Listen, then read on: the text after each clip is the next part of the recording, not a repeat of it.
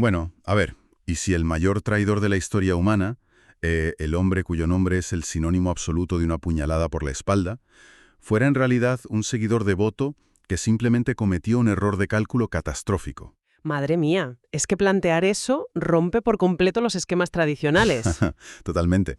Porque claro, normalmente cuando nos acercamos a un relato histórico o cultural que ha sobrevivido durante milenios, existe como la inercia de dar por sentado que ya se conocen todos los ángulos, ¿verdad? Los héroes son puros, los villanos son oscuros y la trama parece inamovible. Sí, sí, sí. Nos acomodamos en esa versión oficial. Exacto. Pero en nuestra inmersión de hoy tenemos sobre la mesa un documento que dinamita esa certeza. Vamos a analizar unos extractos verdaderamente fascinantes de un texto titulado La verdad de la Semana Santa, Jueves y Viernes Santo, el sacrificio. Un título potente, desde luego. Muy potente. Es un documento originario de México fechado entre 1884 y 1950, y su misión principal, o sea, lo que parece buscar, es desarticular desde dentro una de las narrativas más famosas de la humanidad. Y fíjate, precisamente porque estamos ante un texto que aborda la pasión de Cristo, creo que es vital establecer el marco de este análisis desde el primer minuto, para que nadie se lleve a engaño. Claro, fundamental hacer ese aviso. A ver, al tratar un relato con una carga religiosa tan inmensa, hay que dejar claro que hoy vamos a abordar este documento como un universo literario y psicológico aislado.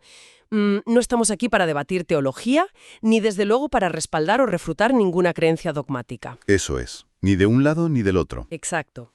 El objetivo es, bueno, ponernos el sombrero de analistas e investigar bajo el microscopio la psicología que este autor en concreto imprime a unos personajes que el imaginario colectivo cree conocer de memoria. Vamos a observar cómo funciona la maquinaria de sus argumentos sin tomar partido. Tal cual. Es pura gimnasia intelectual y un ejercicio de empatía narrativa. Y madre mía, hay que prepararse, porque el autor no se anda con rodeos. Ya arranca fuerte. El texto afirma de manera categórica y además entre signos de exclamación, Judas Iscariote no fue un traidor. Es que es una bofetada a todo lo que nos han contado. Totalmente. Y claro, al leer eso, la primera reacción es de absoluta incredulidad. O sea, momento, vamos a frenar un segundo. Estamos hablando de un individuo que literalmente vendió a su líder a las autoridades. ¿Cómo justifica este autor que semejante acto carece de intencionalidad maligna? La motivación fundamental del personaje. Lo fascinante aquí es cómo el texto desmantela la maldad inherente y la codicia que siempre se le presuponen a la figura de Judas. Claro, las famosas 30 monedas. Exacto. Desmonta eso y lo sustituye por algo mucho más complejo, que es la fe ciega. En el universo de este documento, Judas está absolutamente convencido de que Jesús, en el momento preciso de ser rodeado y capturado, simplemente va a utilizar sus capacidades sobrenaturales para hacerse invisible y desaparecer de entre sus perseguidores. ¡Ostras! O sea, pensaba que iba a ser un truco de magia literal. Sí, sí. Y ojo, no es una idea que el autor se saque de la manga así porque sí. El texto argumenta que Judas creía esto firmemente porque, supuestamente, era un recurso que su maestro ya había utilizado en el pasado. Ah, vale, que ya tenía precedentes. Eso es. Según la fuente, ya había escapado así de multitudes enfurecidas en Judea y en Belén. Vale, vale. Entiendo por dónde va el argumento. Es decir, no hay una conspiración maquiavélica para acabar con su maestro. A ver, para modernizar un poco la idea y que quien nos escuche entienda la mecánica de este desastre, es menos como una traición maliciosa y más como, no sé, un asesor político que filtra un escándalo a la prensa. Buena analogía. Claro, filtra el escándalo creyendo genuinamente que eso obligará a su líder a usar su gran carta secreta para ganar las elecciones por goleada. Y de repente, con horror, se da cuenta de que le acaba de entregar el arma del crimen a la oposición y que no había ninguna carta secreta. La intención y el resultado operan en galaxias distintas. Exacto. Es una analogía súper precisa para ilustrar esa brutal disonancia cognitiva que experimenta el personaje a partir de ese instante. Porque si escarbamos en las motivaciones reales que plantea la fuente, descubrimos que lo que Judas anhelaba desesperadamente era forzar una situación en la que Jesús volviera a enseñar en público. O sea, era casi fanatismo. Totalmente. El autor utiliza un lenguaje súper poético para describir la psique de Judas. Nos dice que tras ese supuesto escape mágico, él imaginaba volver a caminar entre las multitudes junto a su maestro. Quería volver a los viejos tiempos, vaya. Sí, anhelaba volver a escuchar su, y cito textualmente, dulce voz y suave, y sentir su mano amorosa sobre la cabeza. Quería ver a la humanidad recibiendo paz, salud y conocimiento. Es paradójico. Ya te digo. El motor de la acción que condena a Jesús no es el odio, es una admiración desmedida y mal canalizada. Es algo que hace abrir los ojos de par en par. Cambia por completo nuestra comprensión del arquetipo del traidor en la literatura. Porque, a ver, ¿cómo cambia la estructura de una historia cuando el supuesto villano absoluto carece de maldad? Claro, se cae el mito del malo malísimo. Exacto. De repente ya no estamos ante una fábula moral sobre la codicia y el precio de unas monedas de plata. Estamos ante una tragedia sobre la ingenuidad extrema y el peligro de divinizar tanto a un líder que se pierde el contacto con la realidad física. Y ese es el punto neurálgico del argumento del autor. Al despojar a Judas de la intención de causar daño, el texto transforma un acto de traición vil en una negligencia nacida del fanatismo. Es tremendo. Es que la maldad pura es muy fácil de odiar. Es un concepto súper cómodo para quien lee la historia. Pero enfrentarse a un error monumental, con consecuencias letales, originado por una devoción absoluta, eso genera una incomodidad psicológica enorme. Claro, porque te obliga a empatizar. Exactamente. Exige empatizar, aunque sea mínimamente, con el arquitecto del desastre. Te obliga a reconocer que la fe, cuando está desconectada de la realidad, puede ser un arma de destrucción masiva. Bueno, y esa idea de la disonancia entre la intención individual y la realidad catastrófica no se detiene ahí, ¿eh? Porque una vez que el supuesto plan maestro de escapa de Judas fracasa estrepitosamente, la narrativa desplaza el foco por completo. Sí, la cámara se mueve hacia otro lado. Eso es. Jesús queda a merced de las autoridades de la época, y pasamos de la tragedia personal de un discípulo a lo que podríamos clasificar como un fallo sistémico. Entramos de lleno en un drama político y burocrático donde aparecen figuras como Poncio Pilato. Y, madre mía, es fascinante cómo el texto retrata estas figuras de poder. Efectivamente. El retrato institucional que hace el documento es implacable. La caracterización de Pilato está llena de matices que lo alejan del arquetipo del tirano implacable y seguro de sí mismo. Más bien parece un funcionario agobiado, ¿no? Totalmente. Se nos describe a un gobernante atemorizado, profundamente condicionado por un sueño premonitorio y revelador que ha tenido su esposa.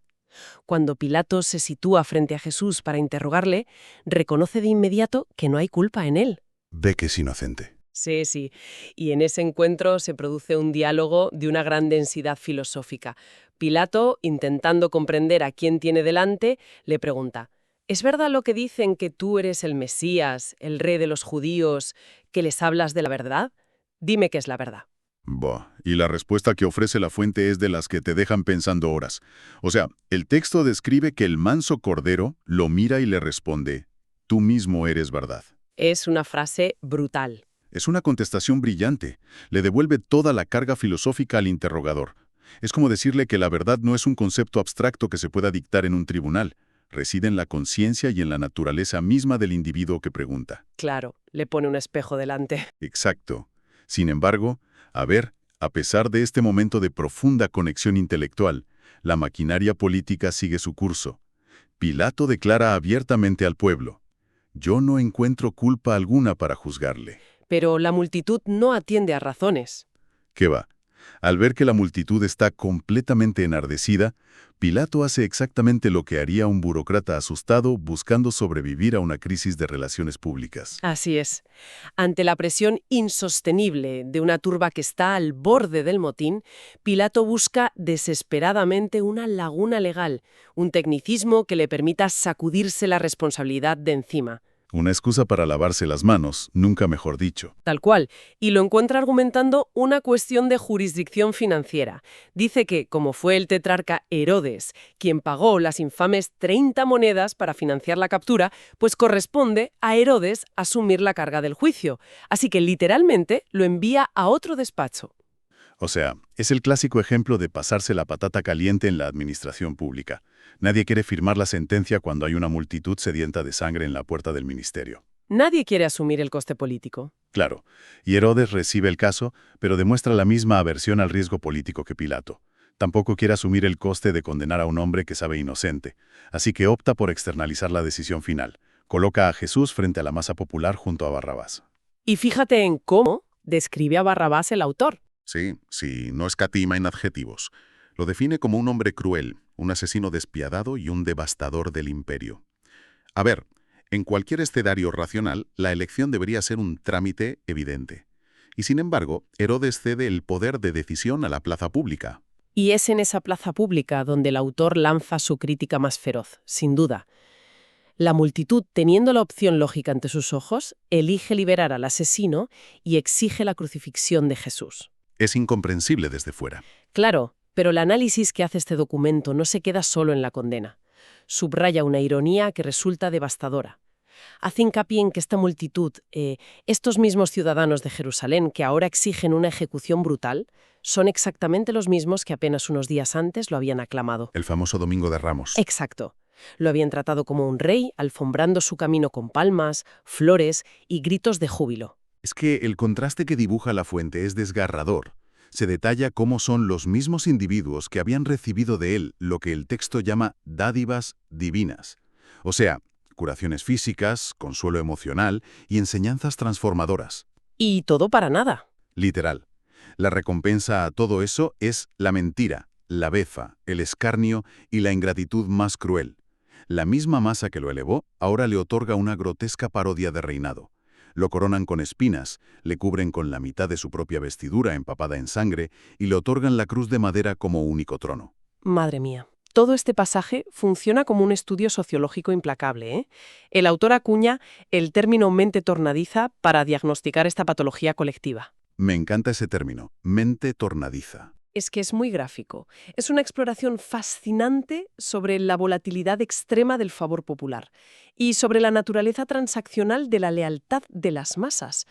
La tesis del documento sugiere que el pueblo adoraba la figura del líder únicamente mientras éste les proveía de bienestar inmediato y milagros tangibles. Claro, mientras les daba lo que querían. Eso es, en el instante en que esa figura de autoridad deja de cumplir con sus expectativas mágicas y se muestra vulnerable frente al poder imperial, la adoración se pudre a una velocidad vertiginosa, se convierte en un resentimiento homicida. Es escalofriante lo rápido que cambian. Es un recordatorio de que la aclamación de las multitudes carece de anclaje moral, responde únicamente a la inercia del momento. Bueno, y es un análisis de la psicología de masas que resulta incómodamente aplicable a cualquier época. Da mucho en qué pensar. Pero, dejando atrás los pasillos del poder y el clamor de la plaza, la narrativa nos empuja el camino físico hacia el Gólgota. Empieza la parte más dura. Sí.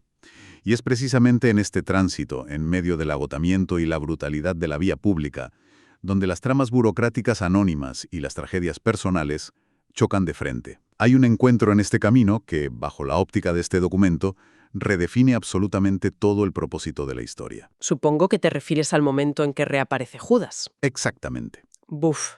El texto nos sitúa en un escenario de dolor absoluto, con mujeres afligidas llorando a su paso. Jesús, mostrando un control de la situación que desafía cualquier lógica humana frente a la tortura, les indica a mujeres de Jerusalén: no lloréis por mí, sino por vuestros hijos y los hijos de vuestros hijos. Manteniendo el tipo hasta el final. Sí.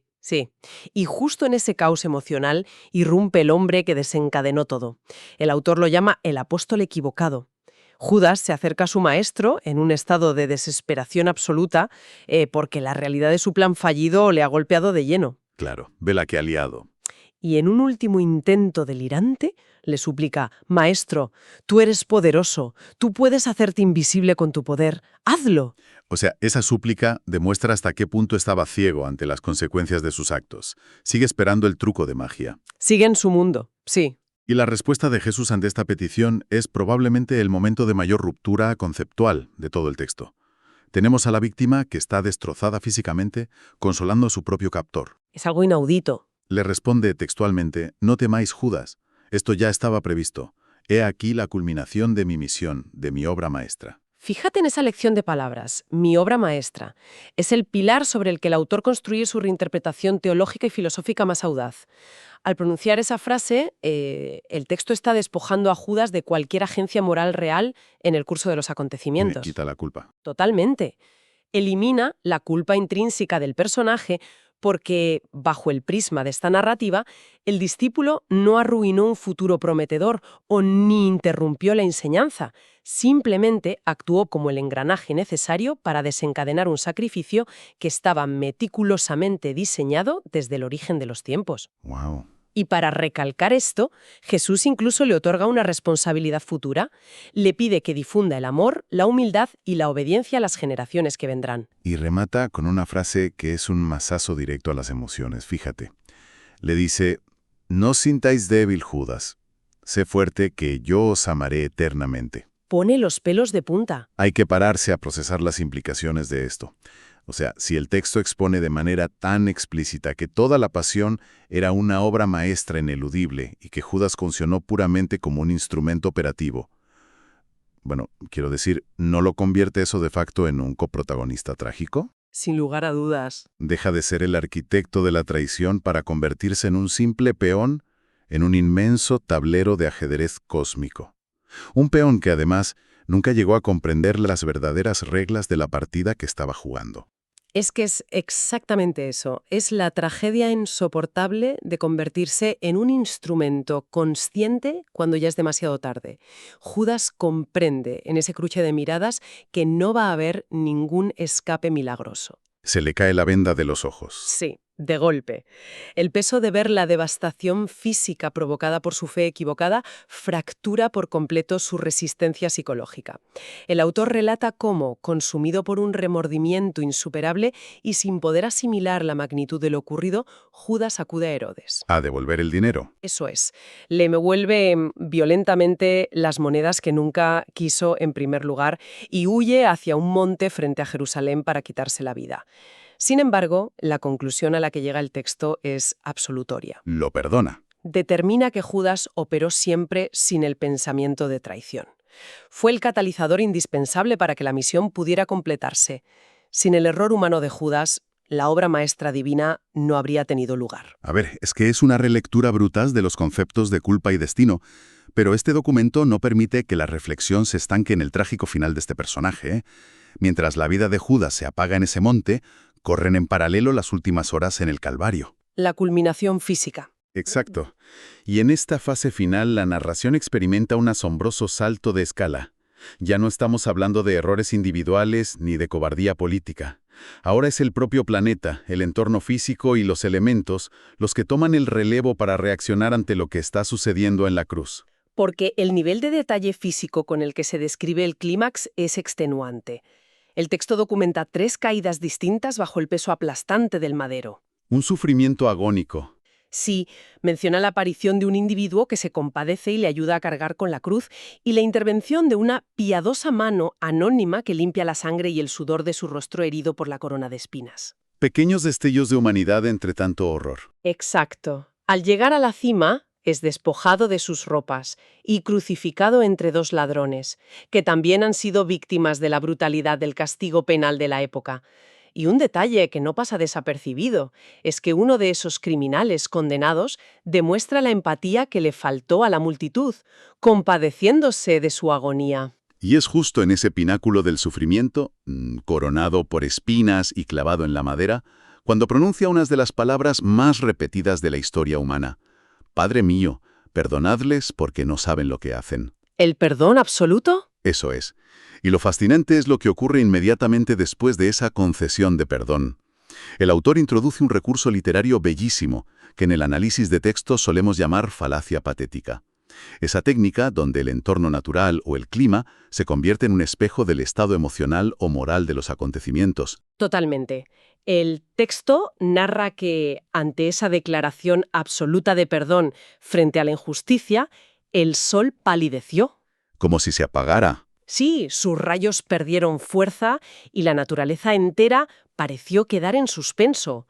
Es como si la maquinaria del cosmos contuviera la respiración, incapaz de procesar la paradoja de un amor tan extremo frente a una violencia tan descarnada. Y entonces llega el punto de ruptura definitivo, cuando Jesús pronuncia 2 palabras: tengo sed. Madre mía, Y en ese mismo instante los cielos se rompen y se desata una tormenta de proporciones épicas. El pueblo, esa masa tornadiza de la que hablábamos, entra en pánico absoluto. Lógico, se piensan que es el fin del mundo. Claro, empiezan a gritar convencidos de que es el castigo divino cayendo sobre ellos, y corren despavoridos a buscar refugio. Pero aquí es donde la fuente le da una vuelta de tuerca extraordinaria al significado de los elementos. Ojo con esto. Sí, esto es brillante. El autor revela que no se trata de una lluvia meteorológica producto de la casualidad, ni mucho menos de un castigo vengativo de la divinidad. El agua tiene un propósito funcional y sobre todo profundamente moral. Cae con una furia purificadora para recoger y lavar toda la sangre inocente que había quedado derramada a lo largo del camino hacia el Calvario. Es tremendo. El objetivo ecológico de la tormenta es evitar que el suelo de Jerusalén quede permanentemente manchado y profanado. A mí me parece una de las imágenes más potentes de todo el documento, desde luego. Lo que la mente humana, atestada de culpa, interpreta como la ira destructiva de Dios, el autor lo resignifica como un acto supremo de higiene moral y misericordia. Me encanta eso de higiene moral. Es que la tormenta actúa como un agente desinfectante, limpia físicamente la ciudad del pecado que acaban de cometer sus habitantes. Y esta maestría en el uso de los símbolos se traslada inmediatamente a la propia petición de agua. Cuando dice que tiene sed, Exacto. El texto aclara de forma explícita que, al decir «tengo sed», la necesidad no radicaba únicamente en mitigar la atroz deshidratación que conlleva una crucifixión. Estaba articulando una sed profundamente metafísica. sí, la fuente no deja espacio a la ambigüedad en este punto. Describe que experimentaba una inmensa sed espiritual, de amor, de comprensión, de consuelo y de aliento. A ver, es una idea desoladora. Muy triste, sí. Pensar que, incluso suspendido en ese instrumento de tortura, seguía buscando desesperadamente alguna chispa de conexión, algún rastro de empatía genuina en esa misma humanidad inconstante que lo había condenado. Y, a pesar de todo, la encuentra en los suyos. Claro. Y tras un silencio denso, observando a las pocas personas que resisten al pie de la cruz, algunos con el corazón roto y otros consumidos por el remordimiento, realiza su último acto de conexión humana. Dirige la mirada hacia ellos y entrega a su madre al cuidado del discípulo. Las famosas últimas palabras. Estableciendo un nuevo vínculo, con las palabras, mujer, he ahí a tu hijo, hijo, he ahí a tu madre. Con esa simple transferencia de los vínculos familiares, el documento da por cerrado el intenso ciclo de la pasión. Al observar en retrospectiva lo que logra este autor mexicano de finales del siglo XIX o principios del XX, es evidente que ha llevado a cabo un ejercicio magistral de transformación alquímica. Una vuelta de tuerca a todo. Ha tomado la figura del mayor traidor concebible y la ha convertido en un instrumento ingenuo y devoto. Ha usado un juicio burocrático para lanzar una advertencia temporal sobre el peligro de la inestabilidad de las masas y ha logrado transmutar la sangre física, la tortura y las tormentas en un profundo tratado sobre la limpieza moral y la redención del dolor. ¡Qué resumen tan bueno! Y fíjate, es precisamente por este tipo de revelaciones por las que resulta tan vital sumergirse de vez en cuando en las fuentes primarias y en los archivos históricos. Desde luego, es un ejercicio muy sano. Claro, para cualquier persona de nuestra audiencia que tenga hambre de conocimiento y disfrute poniendo a prueba sus propias certezas, este tipo de textos demuestran que el pasado nunca está verdaderamente petrificado. ¿Siempre hay nuevas lecturas? Nos enseñan que incluso los cimientos narrativos más robustos de nuestra civilización pueden esconder reinterpretaciones radicales esperando a ser redescubiertas. O sea, volver a analizar estos documentos nos dota de nuevas herramientas para diseccionar la complejidad de la psicología humana, los engranajes de la burocracia política y el peligro siempre latente de dejarse arrastrar por el rugido de la multitud. Al final, el ejercicio del pensamiento crítico consiste precisamente en eso, en tener la audacia de cuestionar el consenso histórico. Totalmente de acuerdo. Y para concluir esta inmersión, me gustaría dejar flotando una última idea, una reflexión derivada directamente de la lógica de este documento para que quien nos escucha pueda seguir desgranándola por su cuenta. A ver, dispara. Si damos por válida la premisa de este autor de que la traición más devastadora de la historia fue en realidad un error de cálculo tolerado y utilizado como un engranaje indispensable para consumar una obra maestra que ya estaba diseñada desde el principio, entonces, ¿hasta qué punto podemos afirmar que existe el libre albedrío en las grandes narrativas de la humanidad? Ostras, qué buena pregunta. ¿Poseen realmente los grandes personajes históricos agencia sobre sus decisiones? ¿O en el gran teatro del universo estamos todos condenados a interpretar con precisión milimétrica el papel que la historia necesita desesperadamente que interpretemos? Madre mía, una pregunta de proporciones épicas y de las que desde luego te mantienen el cerebro funcionando a pleno rendimiento mucho después de formularla. ¿Qué manera más estimulante de poner punto final a este análisis? Ha sido un viaje intenso, ¿sí? Sin duda.